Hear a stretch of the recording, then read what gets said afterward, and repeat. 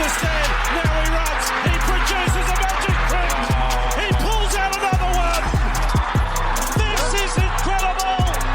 This is ridiculous. This is 15 out of 10 on the incredible meter. What a player. What an entertainer. Give him the medal. Give him the Dally medal. Hello, footy fans, and welcome back to the Chip and Chase podcast. It's a Thursday, so you know what that means. We're here to lock and load our previews for round 12 of the NRL season. But if you guys didn't catch the last previews last week, we have disclosed that we're going to be wrapping all of these into the one podcast now. So there's no Thursday, Friday preview, there's no Saturday, and then there's no Sunday previews. All in the one now. We've moved our bets and tips over onto the Instagram, which we've just done a post now. So if you guys are not following the Instagram and you want to keep up to date with who we're tipping and who we're betting on, that's the place to do it. And that is at Chip and Chase Podcast. Go give us a follow over there. Show the new post some love. That'll be going up each and every week. But yeah, we're going to be wrapping everything into one nowadays, just going through a quicker version of who I actually see winning, how I see them getting it done, and moving on to the next game. Try and get this done in 20-25 minutes or so. We will briefly mention the bets that we've got in place at the end of the podcast. But once again, as I said, if you just guys want to see that, that is on the Instagram for you guys to see. But let's get right into it, shall we? Now, keep in mind, this one is Indigenous round, so one of the most exciting rounds of the year in the NRL. The fact that we had Magic round last week, straight into Indigenous round, I'm really excited for this. I love the passion that the Indigenous players of our game play for this round. Like, we'll get to it, but the Rabbitohs with Latrell Mitchell, Cody Walker, Alex Johnson, such a powerful Indigenous community embedded in the South Sydney Rabbitohs, and they really get around this. So for even a team like them who are struggling, I always expect them to rise and play really, really good in this one. And there's a lot of good being done in and around the Indigenous part of our game. Lots more education. I love the fact that this round even exists. Like, this wasn't even a dream 10 years ago, and here we are today. So I think it's such a good thing from the NRL. The fact that we get all these beautiful, gorgeous jerseys. Some of my favorite jerseys of the season are the Indigenous round jerseys. So yeah, it's just everything about this week of footy. It's really good. It's awesome. I'm a proud dark and young man myself. So yeah, I really love just seeing everybody connect with their cultures, and even the players who aren't Indigenous, they get up for their mates who are. It's a really good round, and it kicks things off with the Bulldogs taking on the St. George Illawarra Dragons at 7:50 p.m. tonight. That is the Thursday. The Bulldogs 11th place in the ladder, the Dragons in 9th, so a very close game on the ladder. Bulldogs were 8th, I believe, last round before their loss, so I think there's not much between these two teams at all. In terms of my tips, I've tipped the Dragons coming off the bye. I do think the Bulldogs are going to be raring to go after their loss. I also believe, with the players that they have at their disposal, like Josh Adokar, we know how proud he is of his culture. He'll be having one of his best games in this one. So I do think the Bulldogs pose a big threat in this one. They definitely could get it done. But I'm tipping that Dragons team, who I think have showed... I think their heights this season are a bit better. I do think they've been a little bit more inconsistent than the Bulldogs, but I think coming off a bye, it was going to do them a world of good. And I think they can get one done. In terms of how I see it playing out, well, we say it every week, but the Bulldogs, their forward pack has been punching well above its weight the entire season. Can they continue to do that against the Dragons? We'll have to see. Dragons have one of the better forward packs this season. They're also punching well above their weight. Jack de Belin is starting at lock this time. Tom Eisenhuth has moved to second row. Luciano Leilua has come onto the bench, and Ben Murdoch-Masila has made way in the only changes for their side, while the Bulldogs, Josh Curran has come in at lock forward for Kurt Mann, who is out of this game to my knowledge. Yes, he is out. Pawasafar Masili is also off the bench. He is no longer on the bench. He's been dropped out of the team. Jacob Preston, Curtis Moran, Bailey Hayward, and Jake Turpin make up the bench for the Bulldogs. And Jamin Salmon is playing at second row. I do expect Jacob Preston to get more game time as he keeps easing back from his injury. Looked really good last week. I think he'll be coming in playing at least 60 minutes in this one is how I predict it. But that is how the two sides sort of line up in this one. Not too many changes from the rest of their teams last week, or in the Dragons' case the week before. Yeah, I just do see the Dragons getting this one done. In terms of bets, as I said, we now leave them for the end. We're not doing a bet on every game. We are just doing 4 bets for each week. So we will get to that. If you guys want to get to that straight away, if you're more interested in the bets, you can skip ahead in the podcast. But I encourage you to stick around and listen to who we've got. Moving into the second game of the round, our first Friday game, the North Queensland Cowboys taking on the Wests Tigers, 6 p.m. Cowboys, they're in 12th on the ladder, Tigers in 15th, so another close one on the ladder. You can say it's quite contrasting the way these two teams have been playing, though. The Cowboys have had a lot of good, but a lot of bad as well, while the Tigers, it's a weird one because it's a more encouraging team this year than they were last year, or even the few years before that. They're playing better footy, but they're struggling to get their attack in order, and they're struggling to sort of just gel as a cohesive unit and get those wins. So I haven't been too disappointed with what I'm seeing by the Tigers, while I have been disappointed with what I've seen from the Cowboys. In saying that, I am going to tip the Cowboys, this one in Townsville. We know that essentially the Tigers, they're just playing to try and get into their groove and build for their next couple of seasons, while the Cowboys are still believing that they can win a premiership this year, so they need to scrap those wins together. I think this one's going to be a little bit more important to the Cowboys, just for that reason. It's also played in Townsville, so that helps them out. Though I do have an inkling, I do have a gut feel we could get an upset in this game. I think the Tigers can get up to it. They have 2 new centres in this one, which we'll get straight into now. Declan Casey from the Bulldogs and Josh Flaherty come into the centres for Brent Naden and Justin Olam, who have accepted 1-week suspensions. So I think the Cowboys are going to do well to target those centres, but I've just got an inkling that they might even get up for it. I really like Josh Flaherty. Hopefully he can be the sort of centre that the Tigers have been needing. They've been struggling a bit in their outside backs in recent years, especially this year. I think it's their weakest area of their team. Hopefully Josh Flaherty and Declan Casey can step into that and have really good games, but we'll have to see how that one goes. For the rest of their team, Isaiah Papali'i returns in the second row, fresh off his suspension and fresh off signing a 3-year deal with the Penrith Panthers for next year. So they missed out on David Fafita, the Panthers, but they've ended up with Isaiah Papali'i. I think that's going to be incredible. People forget that 3 years ago, Papali'i was the best second row in our game for like 2 years straight when he was at the Eels, in my opinion. And now he's going to the Panthers next year. So I think it's a good move for both parties as well. I think Tigers, he's been good at the Tigers, not nearly as good as he was at the Eels, but good nonetheless. But for the wicket he's on, the money he is on, I think it's in the best interest of both clubs to part ways, and I think both teams know that. Well, both parties know that, I should say. So interesting to see how he goes to the Panthers next year. But he is in the side at second row. Samuel Afino is the other second rower. And Justin Matamua lines up at lock forward this week, which pushes Alex Twal back to the bench. For the Cowboys, they have an unchanged 17 from last week who beat the Rabbitohs. Braden Burns still on the wing for them. Yeah, we have tipped the Cowboys. I do think the Tigers can make it closer or even win this game. I'd love to see them scrape a win together. You guys know me. I'm all for the upsets in rugby league, but I'm going to trust what I think, and that's the Cowboys at home to get it done. Moving into the next game, we have the Manly Warringah Seagulls taking on the Melbourne Storm. 4 Pines Park, Sydney. So in other words, this is the Battle of Brookvale. These two clubs have a rich history, a very competitive history between these two teams. So I'm excited to see this one pop off. It's a shame neither team are full strength. We'll get into the team lineups right now. But the Seagulls are still without Tom Trbojevic. They've had Tolo Okula fill in at fullback last week. He is now a late out of this side with Lehi Hopewate coming into the team for, I believe, his NRL debut at fullback. Now, we saw Hopewate in the trials and he looked the goods. Anthony Seibold has a massive rap on him.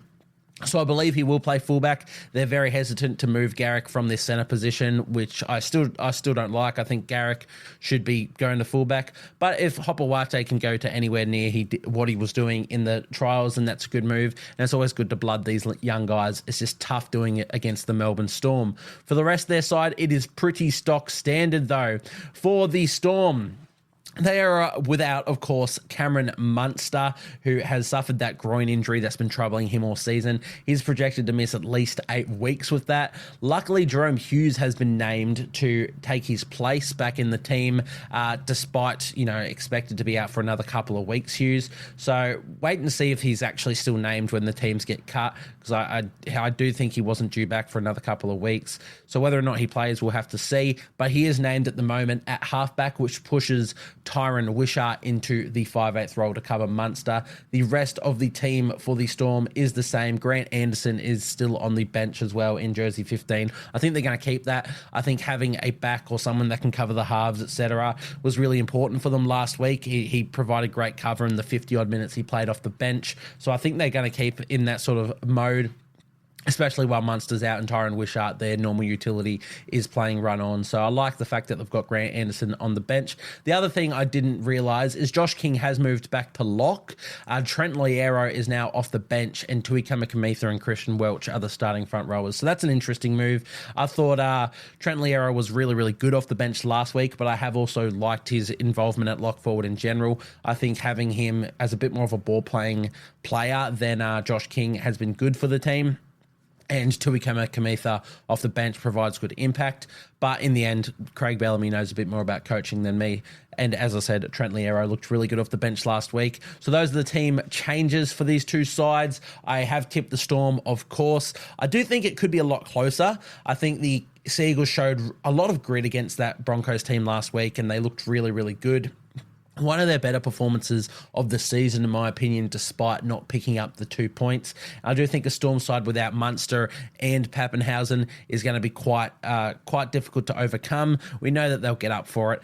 If Jerome Hughes is a late out, I think Manly do get this one done. But unfortunately, that's not how tipping works. We place our tips well before we know this sort of stuff. I'm going to tip the Storm regardless, even if Hughes is ruled out. We know Craig Bellamy will probably find a way to rally the troops and get them up for this challenge. I do think regardless of Hughes being in or out though, Manly will a challenge, and it'll be a nice close game, and I'm really excited to see this one. It's always good competition between these two sides. We will move on, however, to the first Saturday game between the Canberra Raiders and the Sydney Roosters. Raiders are in 6th on the ladder, Roosters in 7th, so very close on the ladder this one. Isn't that crazy?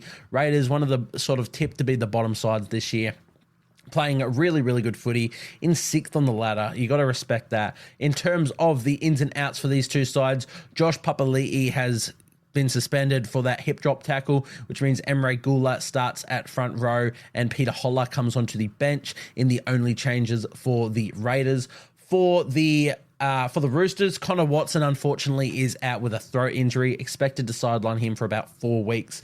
Really gutting. He's playing the best footy I've ever seen. He needs a bit of a stroke of luck to overcome these injuries, because this is really gutting seeing him go down so often, especially because I thought he was in line for Blues selection.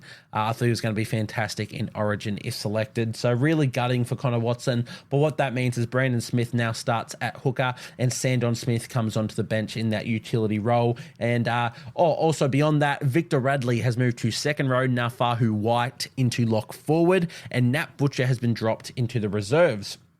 So very interesting changes, that one. I know Nafahu White has been playing a bit through the middle this year regardless, but I'm pretty sure he's quite adept at second row, played a bit of his juniors at second row, so I wouldn't be shocked if they end up switching and Victor goes back into the middle, because I think Victor's playing the best footy he's been playing for a long, long time, and to switch him from that now would just be quite ludicrous, but we'll have to see how that one goes.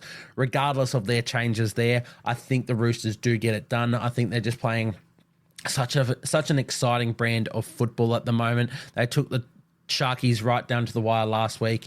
And while we know that the Raiders can get into a gritty and grindy performance, I don't think they'll have the firepower to really stop or halt this Roosters attack. So I do think the Roosters get this one done. Whether or not it's convincingly, we'll have to see. As I said, the Raiders, they find a way to always get you into a bit of a grind. But I think, there's just too much firepower in this Roosters side. And I think they get this one done. Yeah, simple as that, really, which means we will move on to the next game. The game of the round, the Sharkies, the Cronulla Sharks taking on the Penrith Panthers. This one is a clash between first and third on the ladder, 5:30 p.m. Saturday, PointsBet Stadium, Sydney. So it's a Sharkies home game, but we know these two sides pretty close. I mean, they're in the Sydney region, so nothing's too far away in that sense. Really excited to see this one. Before we get into the tips, let's go through ins and outs. The Sharkies have named an unchanged 17 from last week that beat the Roosters, as you would, to be honest. The Penrith Panthers, just the one change. Luke Garner is out of this one. I assume it's injury because I think he's been playing some good footy as of late, so I doubt they would drop him. But that means Scott Sorensen gets the start at second row, and Dane Laurie actually comes onto the bench in their bench utility sort of role. So, in terms of tips, I am going to back the Sharkies in. I think they're playing some incredible footy. The fact that they've knocked off the Roosters, they knocked off the Storm, the two better teams in the competition. They go up against the Penrith Panthers side without Nathan Cleary. This is that final test to just stamp their authority on the competition and be like, we're the real deal. We're not only the real deal, we are the best team in the comp. If they can knock off those three in consecutive weeks, it means the world. I think Panthers, it's a bit scary because Panthers coming off that shock loss to the Warriors last week. You know Ivan Cleary is going to have them ready to go and redeem themselves. And we know even without Cleary, this team performs majority of the time. Last week was just a bit of an enigma, if you will. So I do think the Panthers will be up for this one. I think it's going to reminisce sort of Sharky Storm clashes in like the mid 2010s when Shane Flanagan was coach, where they just get into a grind. I think that's what's going to happen between these two sides in this one. I'm really excited to see it take place. I do think the Sharkies can get it done, though. I think I almost wish these two sides were full strength. I'd love to see Nathan Cleary and Nico Hines go at it, but they're not. I still think that the Panthers, as I said, will make it a close little game, and I would not be shocked in the slightest if they win, especially coming off that loss. But I think the Sharks have too much, and they have that massive opportunity to stamp their authority on this competition. And I know Craig Fitzgibbon will be drilling that into them, saying, boys, this is our chance. What have we been questioned about for the last few seasons? We don't beat the best teams. Let's do it week on week on week, and let's just get it done. I think they'll be raring to go more than the Panthers, and that's why I think they get the win. But with that, we'll move into the next game. The South Sydney Rabbitohs taking on the Parramatta Eels in the late Saturday game, the 7:35 p.m. game. Rabbitohs 17th on the ladder, Eels in 14th, so very close on the ladder. Eels a little bit better in form, but that's only because the Rabbitohs are having an absolutely dreadful season, unfortunately. In saying that, I think the Rabbitohs get the win in this one, but before we get into why, let's look at these two teams. So the Rabbitohs, the changes for them. Tane Milne and Michael Cheekham come into the centres with, what's his name? Isaac Thompson dropping out, and Jack Whiten moving to 5'8", Cody Walker moving to halfback, and Dion Teapau dropping out of the side. So I really like those changes. A lot of people think Jack Whiten's better as a centre. I personally prefer him at 5'8". He's just one of your best players. You want his hands on the ball no matter what. I'm excited to see him back in that 5'8" role for this South Sydney Rabbitohs side. I thought Cheekham was good in the centres a couple of weeks ago as well. And Tane Milne, we know he can be a bloody good player in his day. If he just cuts out the silly shit, we'll have to see if that's the case in this one. So Cody Walker at halfback, really excited to see. The rest of their side, not too much going on. Keon Kaloa-Matangi is starting at lock forward. Host and Arrow are the second rowers. Mawale and Kepi are the front rowers. Off the bench, we have Peter Mamazelos, Tallis Duncan, Saliva Havili, and Tom Burgess. For the Parramatta Eels, not too much going on here. They are still without Mitchell Moses. Their forward pack, the only change is that Ryan Madison has been named to start at second row. which pushes Bryce Cartwright back to the bench. And I believe it's Brendan Hands or Luca Moretti into the reserves. I can't quite remember who it was. I think it might have been Moretti who played last week. So Moretti drops to the reserves for that change. As we said, we are tipping the Rabbitohs. A lot of it based on Indigenous round and how much this is going to mean for their Indigenous players of Latrell Mitchell, Cody Walker. We know these two. You know, there's many players beyond that. I'm not trying to disrespect you guys, but these two are the stars. We know if they're going to win games, it has to be through them anyway. They're already doing so much to try and inspire their team, and this week, I think, is the week that they do it. I think they do topple the Eels this week. The Eels coming off that 48-point deficit. Not deficit, but they leaked 48 points to the Melbourne Storm. They've sacked their head coach. The playing group's in a bit of shambles this year. I think these two sides, despite the Eels being above a few teams on the ladder, I think they're in the most worry of any other side. You know, they're a team that I tipped for the 8, or at least to be challenging around that. And I still think they could have done that. I think sacking Brad Arthur was not the right decision. You've sacked a player a coach that got you to the finals not 2 years ago, got you to a grand final 3 years ago. And yeah, like you're without your captain, your best player in Gutherson, you're without Mitch Moses. It's a tough gig. Yes, they should be performing better. Yes, they shouldn't have leaked 48 points to the Storm last week, especially after a close first half. But yeah, I don't know. I think they're in a world of hurt at the moment, and I think the Rabbitohs, they're getting a bit of unity. They've had a lot better performances as of late, despite the losses. I think this is where they turn it around as per se, and they get a victory over the Eels in this game. We will move into the next game, however, getting into our 2 Sunday games this week. The Brisbane Broncos taking on the Gold Coast Titans. Broncos in 5th, Titans in 16th. This one's in Suncorp Stadium, Brisbane. Let's look at the team list changes before we get into tips. For the Broncos, Reece Walsh has been named to return, but is in doubt, so we will have to see whether or not he plays or not. But he is named at fullback, which pushes Selwyn Cobbo back to the centres to replace Tony Staggs, who was out of this game with an injury, which means young Josiah Karapani, who made his debut last week, remains in the side. Shout out, Josiah. I forgot to give you a wrap on my review podcast, but you had a fantastic game if you are listening by any chance. Beyond that, for the Broncos, young Billy Walters, maybe not so young anymore, but he's definitely not old. Billy Walters returns at hooker, which pushes Tyson Smoothie back to the bench, and young Blake Moser out of the side. For the Titans, interesting stuff here. Jamin Jolliffe, of course, has done his pec, so he is out of the front row. He's replaced by Josiah Pahulu, the young fella coming in to start at front row. I believe Keenan Paliasia comes onto the bench, or it might be Joe Stimpson. Paliasia, very, very underwhelming this year, very disappointing. I hope he can come into this game against his former club and have a rip and a tear and perform, because he was a signing that the Titans were so keen on. He was performing so well for the Broncos. Yeah, he's been very disappointing. Hopefully he can turn it around here and actually prove his worth. Beyond that, though, for the Titans, the one that I'm most excited about, Aaron Schopp has departed for the Manly Seagulls, which has pushed Jojo Fafita into centre to cover that departure, and Tony Francis comes onto the wing to make his NRL debut. I am such a huge fan of Tony Francis, very much of the Greg Marju mould. Just a really solid, nuggety, fast, strong player. So I'm excited to see him come onto that wing. He played a lot of his juniors with Jojo Fafita, so they'll be ripping and raring to go. They know each other inside out. So really excited to see Tony Francis make his NRL debut in this one. It's tough to do it against the Brisbane Broncos, but if he can come in and have a solid game with no errors against one of the better teams in the comp, it'll do a world of help for his confidence. Let's move into the tips, however. It has to be the Brisbane Broncos. I'm sorry, Titans. I'm pretty sure every Titans fan under the sun is also tipping the Broncos. Yeah, they're just too good of a side. Titans, they're playing some better footy, definitely as of late. I still don't think they can get it anywhere close to the Broncos. I think this, unfortunately, might be a game where they get a bit of a roll on and run away with it. If Reece Walsh is in this side, I expect big things. So, yeah, there's not much more to say to that one. As I said, Titans fans, you probably don't expect yourselves to win this one. Hopefully you get up for it and you make it a close contest. Hopefully you scrap a win. That'd be awesome.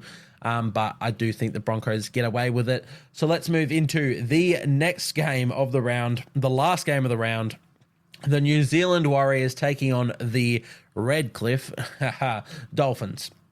Warriors, they're in 13th on the ladder, and the Dolphins in 14th. 13th? I thought, oh no, Eels are in 14th. My bad. So there we are. This one is in Auckland.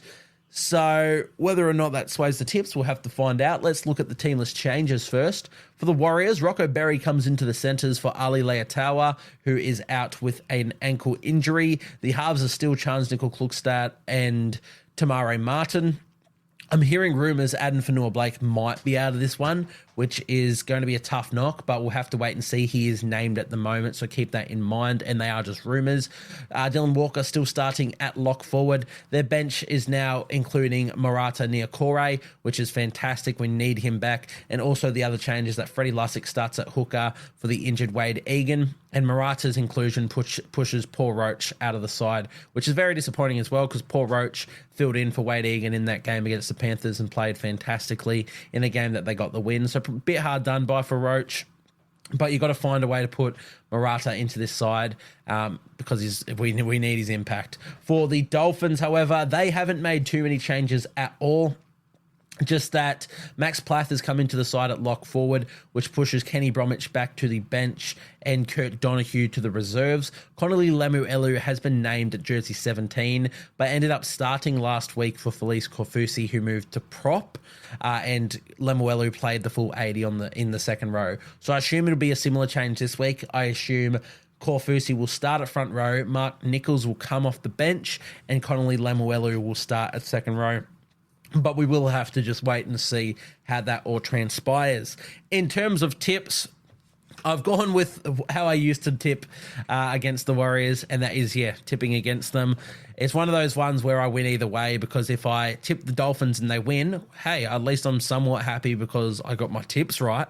But if I tip the Dolphins and they lose to the Warriors, then I'm happy because my team won. So I have tipped the Dolphins in this one. I do think it'll be a lot closer, which I think is reflected in the betting odds in this one.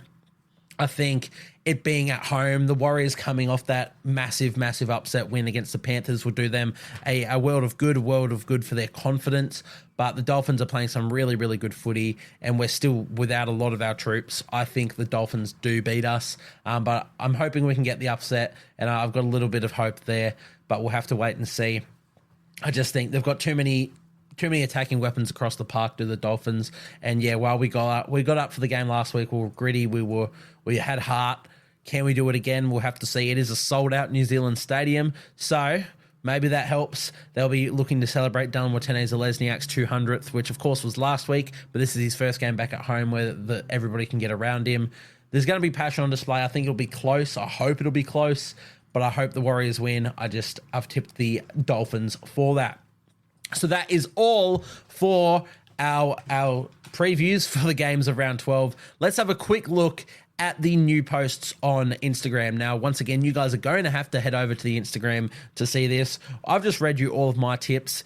Over on the Instagram, we now have a post from me, which includes myself, my tips and my bet, a slide for my mate Levi, which includes his best bet and tips as well, a slide from my mate Corny with his tips and bet, and another one for Halsey with his tips and bet. So over on the Instagram, I cannot stress this enough. That's where you have to go and see. I've read through my tips, sure, but if you want to see what these guys have tipped so you can keep track of who's winning, and we'll let you know that, of course, that's over on the Instagram.